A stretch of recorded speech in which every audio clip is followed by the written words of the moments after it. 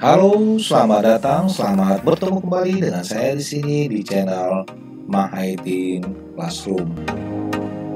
Mari kita sama-sama tingkatkan kemampuan kita, pengetahuan kita, pemahaman kita mengenai ilmu akuntansi dengan belajar bersama-sama melalui video tutorial ini.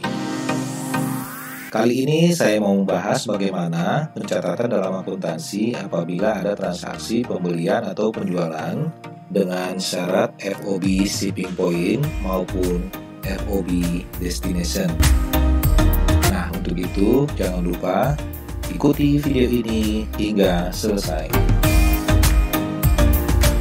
Nah, sebelum kita melakukan pencatatan, coba kita pelajari dulu secara teori bagaimana pengakuan apabila ada transaksi pembelian atau penjualan dengan FOB shipping point maupun FOB destination.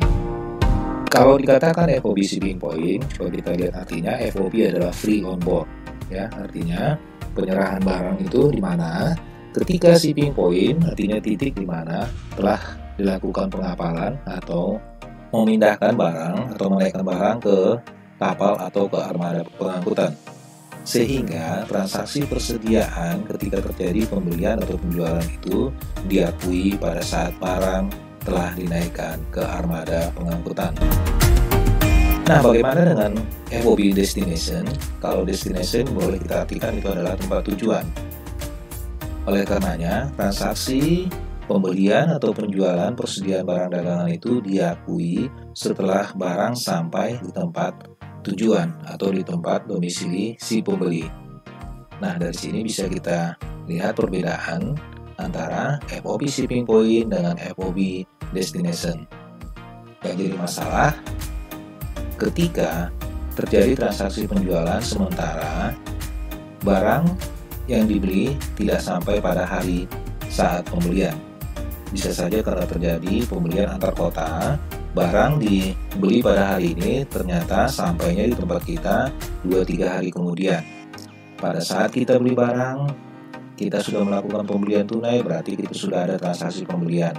Namun, bagaimana kita mencatat persediaannya sementara persediaan tersebut baru sampai di tempat pembeli 2 atau 3 hari kemudian. Nah, ini kita lihat bagaimana perlakuan akuntansi terhadap FOB shipping point dan FOB destination. Baiklah, coba kita lihat dengan syarat FOB shipping point. Syarat pembayaran FOB shipping point di sini ada berbicara tentang biaya atau ongkos kirim. Itu seluruh biaya atau ongkos kirim barang dari gudang penjual ke gudang pembeli ditanggung oleh pihak pembeli. Sehingga kepemilikan sudah menjadi hak pembeli ketika penjualnya sudah menaikkan ke armada pengangkutan. Nah, bagaimana status kepemilikan? Nah, tentu ketika sudah diakui bahwa transaksi pembelian itu pada saat barang dinaikkan ke armada pengangkutan, berarti barang dalam perjalanan tersebut merupakan barang milik pembeli. Walaupun nanti saat tutup buku barang tersebut belum didapatkan tetapi sudah dicatat sebagai persediaan. Nah, ini seringkali terjadi ketika kita melakukan penghitungan fisik persediaan di akhir periode, katakanlah pada tanggal 31 Desember, menurut catatan bahwa kuantitas persediaan sudah bertambah karena adanya transaksi pembelian. Namun, secara fisik, barang tersebut belum ada di gudang, sehingga penghitungan fisik persediaan lebih rendah daripada catatan kuantitas yang tercatat. Oleh karenanya, bagaimana perlakuan akuntansi terhadap hal ini? Nah, itu nanti kita akui sebagai barang dalam perjalanan. Nah, coba kita lihat contoh soal. Katakanlah tanggal 30 Desember 20x0, PT PQR membeli barang dagangan dari PT ABC sebanyak 100 unit dengan harga beli Rp200.000 per unit dengan syarat FOB shipping point dan membayar jasa transportasi sebesar Rp250.000. Barang tersebut diterima pada tanggal 3 Januari 20x1, berarti 4 hari kemudian ya. Bagaimana pencatatannya? Nah, coba kita lihat kalau kita asumsikan persediaan dicatat dengan menggunakan perpetual inventory system. Nah, coba kita lihat jurnal untuk mencatat pembelian yang 100 unit barang dagangan dengan harga beli per unit adalah Rp200.000 per unit. Berarti kita mengeluarkan kas ya apabila terjadi pembelian tunai atau hutang usaha kalau pembeliannya secara kredit. Totalnya kita lihat nilai persediaan yang masuk adalah 100 kali 200.000 adalah 20 juta, ditambah ongkos angkut 250.000, berarti perusahaan harus mengeluarkan uang sebesar 20.250.000 kalau tunai ya. Nah, coba kita lihat yang kita catat sebagai debit itu adalah persediaan karena harga belinya adalah 20 juta, sementara kita mengeluarkan beban transportasi sebesar Rp250.000. Nah, sahabat akuntansi sekalian, coba perhatikan. Di video sebelumnya, saya sudah membahas mengenai perpetual inventory system dan physical atau periodical inventory system. Ketika kita mencatatnya dengan perpetual inventory system, kita akan mendebit sebagai persediaan. Namun kalau kita mencatat dengan physical atau periodical inventory system, nanti kita akan catat sebagai pembelian. Jangan lupa ikuti video saya yang sebelumnya mengenai perpetual inventory system dan periodical inventory system. Nah, ada cara lain untuk mencatat transaksi pembelian dimaksud. Katakanlah kalau beban transportasi yang dimaksud itu diakui sebagai perolehan persediaan. Nah, ini seringkali dalam konsep akuntansi ada yang disebut dengan harga perolehan, berarti seluruh biaya yang dikeluarkan hingga barang siap untuk digunakan atau dijual. Sehingga untuk memperoleh barang tersebut sudah dikeluarkan harga beli barang 20 juta plus biaya atau ongkos angkutnya 250.000 sehingga boleh kita akui sebagai persediaan dengan nilai sebesar Rp20.250.000. Nah, ini sama jurnal seperti tadi, apabila tunai kita akan kredit kas, apabila kredit kita akan mencatat sebagai hutang usaha. Nah, coba kita lihat bagaimana bedanya apabila ada pencatatan dengan syarat FOB destination. Syarat untuk FOB destination yang menanggung biaya angkut atau ongkos kirim barang dari gudang penjual menuju gudang pembeli adalah pihak penjual. Yang pasti pembeli menerima barang di tempat domisili dari pembeli. Artinya kepemilikan barang menjadi hak pembeli pada saat sudah di tempat pembeli. Nah, status kepemilikan barang saat terjadi transaksi pembelian, kalau pembelian secara tunai, sehingga barang tersebut masih dalam perjalanan ke tempat pembeli. Barang tersebut masih hak penjual, walaupun kita sudah melakukan pembayaran tunai. Nah, bagaimana pencatatannya? Nanti kita lihat. Berikutnya, pada akhir tahun buku, barang tersebut belum diterima, artinya nilai dari barang tersebut tidak bisa dimasukkan menjadi persediaan oleh perusahaan pembeli pada neraca akhir tahun. Karena pengakuan kita di sini adalah FOB destination.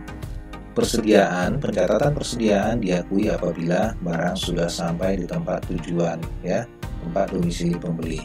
Karena barang belum sampai di tempat domisili pembeli, maka itu belum boleh kita akui sebagai persediaan. Tetapi tadinya sudah kita melakukan transaksi dan mengeluarkan uang tunai. Bagaimana pencatatannya nanti kita lihat. Kemudian pada saat pembelian tunai, barang tersebut akan kita akui sebagai goods in transit atau barang dalam perjalanan. Nah, apabila terjadi pembelian kredit, maka transaksi pembelian dimaksud akan dicatat sebagai persediaan saat barang diterima. Nah, coba kita lihat perbedaan pencatatannya ketika tunai dan kredit dengan jurnal berikut ini. Katakanlah contoh soal, tanggal 30 Desember, PT PQR membeli barang dagangan dari PT ABC sebanyak 100 unit dengan harga beli Rp200.000 per unit dengan syarat FOB destination. Barang tersebut diterima pada tanggal 3 Januari 2001. Nah, bagaimana jurnal yang kita buat apabila terjadi kalau transaksinya merupakan transaksi tunai dan bagaimana apabila transaksinya merupakan transaksi kredit. Nah, coba kita lihat apabila terjadi transaksi tunai, maka yang kita catat kas kita kredit sebesar 20 juta, uang yang kita keluarkan, sementara yang kita catat adalah barang dalam perjalanan.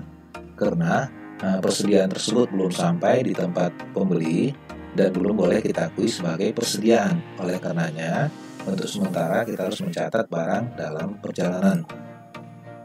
Nah, ketika persediaan diterima tanggal 3 Januari 2021, maka pembelian tersebut baru kita akui sebagai persediaan sehingga kita debit sebesar 20 juta dan yang kita kredit adalah barang dalam perjalanan. Nah, ini nanti menjadi permasalahan ketika ada pemeriksaan atau katakanlah penghitungan fisikas di 31 Desember. Seperti yang kita sebutkan tadi, menurut catatan fisik sudah bertambah, tapi menurut penghitungan fisiknya belum kelihatan. Nah, kita lihat bagaimana pencatatannya apabila terjadi pembelian secara kredit. Nah, tanggal 30 Desember 2020 belum ada terjadi transaksi. Uang juga belum ada keluar, belum ada pengeluaran tunai, dan barang juga belum ada diterima tanggal 30 bulan 12. Nah, pencatatan kita ketika barang diterima pada tanggal 3 Januari 2021, maka itu akan kita catat sebagai persediaan sebesar 20 juta rupiah. Kemudian akan kita akui sebagai hutang usaha pada tanggal 3 Januari 2021. Demikian sahabat akuntansi, bagaimana cara pencatatan atau perlakuan akuntansi mengenai transaksi pembelian atau penjualan berupa FOB destination ataupun FOB shipping point. Dari sini kami mengucapkan terima kasih atas perhatian sahabat akuntansi sekalian sudah menonton video ini sampai akhir, dan apabila video ini bermanfaat bagi sahabat akuntansi sekalian, jangan lupa klik tombol like dan juga tombol subscribe agar video ini bisa semakin berkembang dan semakin banyak video tutorial lainnya yang bisa saya hasilkan. Dan apabila sahabat akuntansi ingin berbagi atau ingin belajar bersama dengan sahabat-sahabat akuntansi yang lain, jangan lupa bagikan video ini dengan klik tombol share agar semakin banyak orang yang bisa belajar bersama-sama dengan kita. Dari sini kami mengucapkan terima kasih, salam akuntansi, dan sampai ketemu di video tutorial lainnya.